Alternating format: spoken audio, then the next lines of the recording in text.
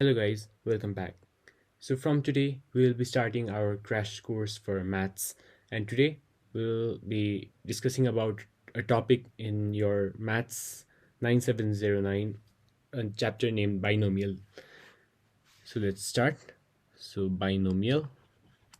So this binomial is a chapter in paper 1 which comes for around 4 to 6 marks. अनि यो बाइनोमियलमा चाहिँ के हुन्छ भने हामीले ओ लेभल्सहरूमा पढेको थियौँ ए प्लस बीको whole square is equal to a square plus 2ab plus b square. So यो त भयो हाम्रो जस्ट एउटा सिम्पल फर्मुला जुन हामीले ओ लेभल्समा याद गरेको थियौँ. But what if a plus बीको पावर 12 यो आइदियो भने यसको एन्सर के हुन्छ त? How are we going to solve this? We don't have a particular formula for this equation, and it's like 12 times multiply गर्दाखेरि पनि it's gonna be very lengthy. So that's why we came up with a solution called this binomial expansion. So यो binomial expansion मा चाहिँ के हुन्छ भने नि, let's write it in another color. So हाम्रो a plus b एउटा दुईटा भेरिएबल छ हामीसँग र अनि power let's assume it as n. So यो छ भने हामीसँग एउटा फर्मुला छ, and that formula is an plus nc1 and an minus 1 and b1 plus nc2 an minus 2 र b2 र यो चाहिँ जस्ट यसरी नै जान्छ. As terms are increasing, then this just goes on. So हाम्रो b term को power चाहिँ is in ascending order. So first मा 0 थियो, यसमा हाम्रो 0 भयो र यसमा 1 र यसमा 2 र त्यो ascending order मा गइराख्छ. So अनि हाम्रो यो a term को power चाहिँ descending order मा हुन्छ. First मा n भयो, n minus 1 र n minus 2. र if you are asking what this c is, यो c भनेको के हो भनेर सोध्नुहुन्छ भने चाहिँ let me tell you, this c is something which is in your calculator. Just divide button को माथि हेर्नु भयो, क्यासियो क्याल्कुलेटर को डिभाइड बटन को माथि हेर्नु भयो भने you can see there is a c sign. र त्यो c यही c हो जुन चाहिँ हामी जस्ट यो पेपर अर यो च्याप्टरमा त्यो क्याल्कुलेटरको हेल्पले मात्र सल्भ गर्छौँ. र अनि जब हामी स्ट्याट्स पढ्न थाल्छौँ त्यसमा चाहिँ यो c को कन्सेप्ट चाहिँ हामी बिस्तारै बुझ्दै जान्छौँ. सो लेट्स सी इफ हामीसँग कुनै एनसीआर यो चाहिँ हामीले लेख्छौँ एज फर्मुलामा हामी यस्तो लेख्छौँ र अनि क्याल्कुलेटरमा टाइप गर्ने बेलामा चाहिँ यो एन लेख्छौँ फर्स्टमा, अनि त्यसपछि सी लेख्छौँ, अनि त्यसपछि आर, अनि जस्ट इक्वल टु थिच्छौँ. So let's see an example. So color अर्को use गरौँ. Let's use this color. So if हामीसँग 12c3 छ भने हामी क्याल्कुलेटरमा 12c3 लेख्छौँ र if we do this then we are going to get 220 as our answer. So I hope यो c को कन्सेप्ट यता अलिकति भए पनि क्लियर भयो होला र हामी जब स्ट्याट्स पढ्न थाल्छौँ त्यसमा we are going to use this very often in permutation and combination वाला च्याप्टरमा चाहिँ यो धेरै युज हुन्छ. सो अब लेट्स सी एक्जाम्पल्सहरू हेरौँ. फर्स्टमा छ हाम्रो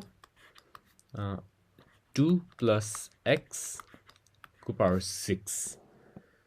सो हामीले यसको त केही फर्मुला छैन, लाइक a प्लस b को होल स्क्वायर को जस्तो फर्मुला छ और a प्लस b को होल क्यूब को जुन फर्मुला छ यसको त फर्मुला छैन. So we have to use this binomial. So हामी देख्न सक्छौँ a को ठाउँमा 2 छ यता, b को ठाउँमा x छ भने n को ठाउँमा 6 छ. So yes, let's write यही फर्मेटमा हामी यता तल लेखौँ.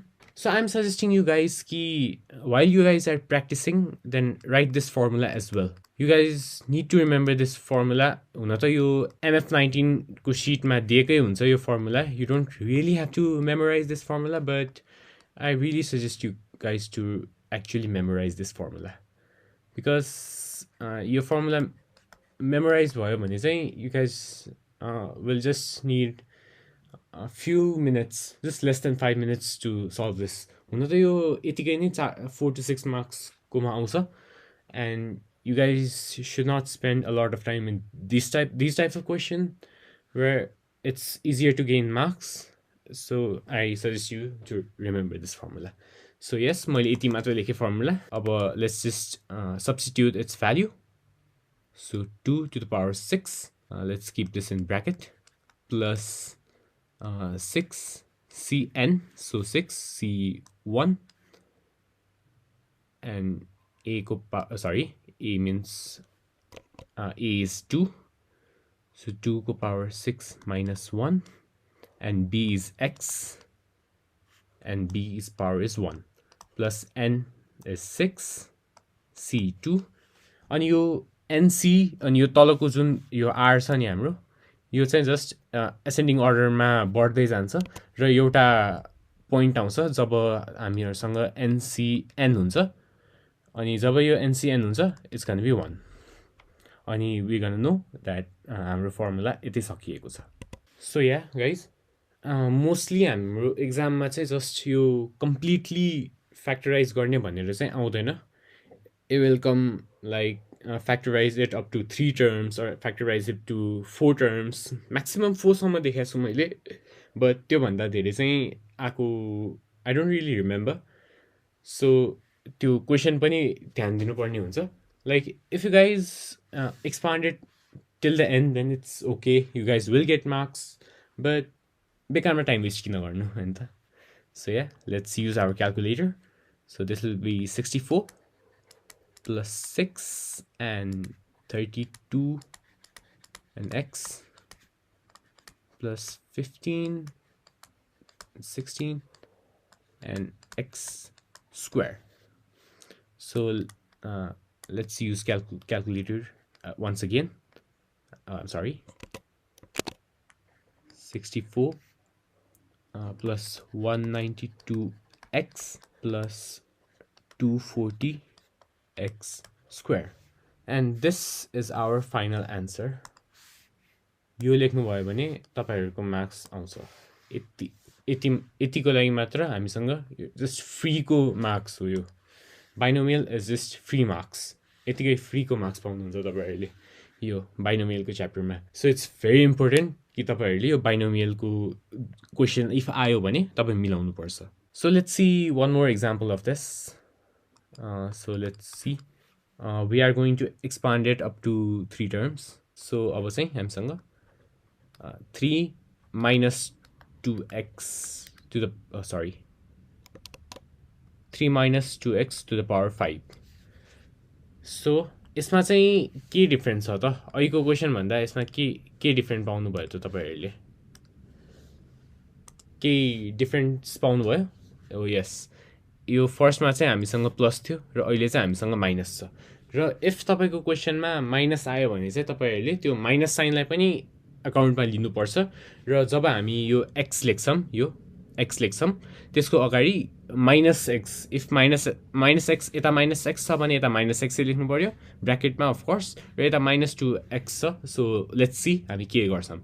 सो अगाडिको त त्यो यो भइहाल्यो, 3 to the power 5 plus 5 c1 and 3 to the power 5 minus 1. अब हामीले b term लेख्नु पर्यो, and the b term will be negative 2x whole power 1. यसरी हो. अनि अब फेरि nc2 and 3 to the power 5 minus 2 र negative 2x को power 2 ascending order मा हुन्छ. So 2. So अब यसलाई सल्भ गरौँ. जस्ट क्याल्कुलेटरमा भ्यालुहरु राखेर यसलाई अब सल्भ गरौँ हामी.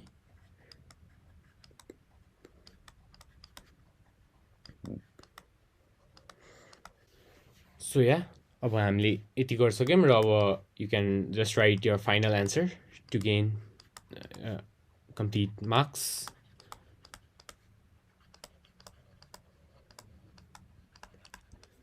So yeah, हाम्रो टु बी अनेस्ट हाम्रो यो बाइनोमियल भनेको चाहिँ यति मात्रै हो.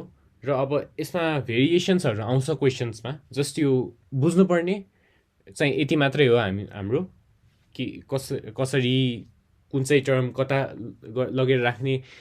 फर इक्जाम्पल यो फर्मुलामा हामीले देखिहाल्यौँ। र अब यो बाइनोमियल च्याप्टरको अर्को भिडियोमा चाहिँ we are going to solve those questions which has variations in it. Like यसको there are a lot of variation in this. So yeah, thank you so much guys, enjoy.